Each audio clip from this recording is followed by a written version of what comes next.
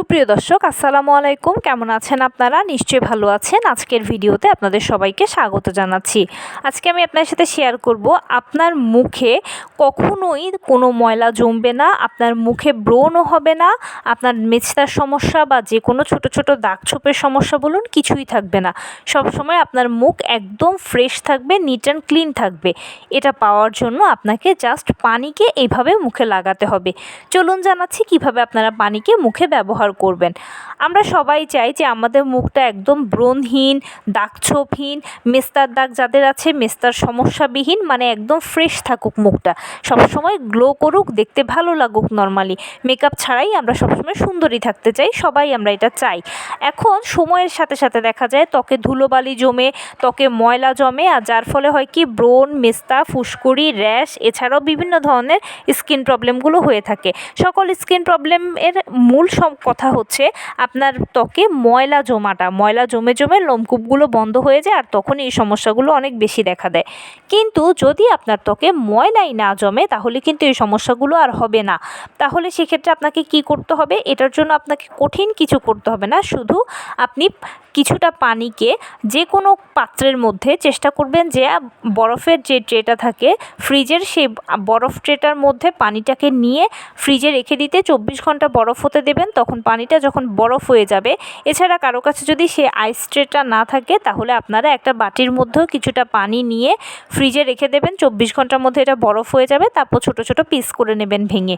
এবারে ওই এক টুকরো বরফকে আপনারা পাতলা সুতি কাপড়ের মধ্যে পেঁচিয়ে পুরো মুখে ঘষতে থাকবেন। প্রতিদিন মুখে বরফ ঘষবেন। প্রতিদিন মুখে বরফ ঘষলে কি হবে? মুখের যে ছোট ছোট পোর বা গর্তগুলো রয়েছে এগুলো অনেকটাই সংকুচিত হয়ে আসবে। আর প্রতিদিন বরফ ঘষলে এগুলো সংকোচনের মাত্রা কিন্তু বাড়তে থাকবে, যার ফলে পোর বা গর্তগুলো দেখবেন যে একসময় একেবারেই মিলিয়ে গেছে প্রায়। এরকম যদি হয়ে যায় তখন সেক্ষেত্রে আপনার মুখে তো আর ময়লা জমতেই পারবে না। কারণ কি, আমাদের মুখে যে ছোট ছোট পোর বা গর্তগুলো রয়েছে এই পোর বা গর্তগুলো দিয়েই কিন্তু ময়লাটা জমে, আর যার ফলে কিন্তু মুখে ব্রণ, মেস্তা সহ বিভিন্ন সমস্যা দেখা দেয়। আর এই গর্তগুলোকে আমরা যখন বরফ নিয়মিত ঘষার মাধ্যমে সংকুচিত করে ফেলবো তখন হবে কি যে মুখে ময়লা জমবে না, মুখ ন্যাচারালি ভালো থাকবে। এখানে একটা কথা বলি, অনেকেই জানতে চান যে পোর বা গর্ত প্রপারলি রিমুভ করার বা এটাকে পুরোপুরি বন্ধ করে দেওয়ার কোনো উপায় আছে কি না। এটা পুরোপুরি বন্ধ হলে আপনার নিজের জন্যই ক্ষতি হবে, কারণ মুখের যে ছোট ছোট পোর বা গর্তগুলো রয়েছে এগুলো আমাদের মুখ যখন গরম হয়ে যায় তখন অতিরিক্ত গরম ভাবটাকে এই গর্তগুলো দিয়ে বের করে দেয়। আর আপনি যদি এটাকে প্রপারলি লক করে দেন তখন হবে কি যে গরম ভাবগুলো মুখ দিয়ে বেরোতে পারবে না, ফলে আপনার মুখ সবসময় কিন্তু গরম থাকবে, আরও ক্ষতিও হতে পারে আপনার। সেই জন্য এই পোর বা গর্তগুলো একদম বন্ধ করা প্রায় যাবে না, আর এগুলো উচিত নয় বন্ধ করা। এই পোর বা গর্তগুলোর অবশ্যই কাজ রয়েছে, এগুলো শুধু ময়লা জমে না, এগুলোর মাধ্যমে আমাদের ত্বকের বিভিন্ন ধরনের গরম বাতাস বেরিয়ে যায়, যার ফলশ্রুতিতে আমাদের ত্বকটা কিন্তু ভালো থাকে, শীতল থাকে।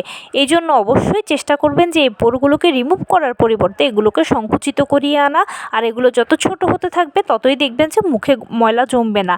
ছোট বাচ্চাদের স্কিনের দিকে তাকাবেন, ছোট বাচ্চাদের স্কিন দেখবেন যে একদম টাইট, খুব সুন্দর, এবং তাদের মুখে তেমন ময়লা জমে না, সমস্যাও হয় না। এর কারণ কি জানেন? কারণ হচ্ছে তাদের যে ছোট ছোট পোর বা গর্তগুলো রয়েছে এগুলো একেবারেই ক্ষুদ্র, যেগুলো দিয়ে ময়লা জমতে পারে না। বয়সের সাথে সাথে এগুলো ওপেন হতে থাকে।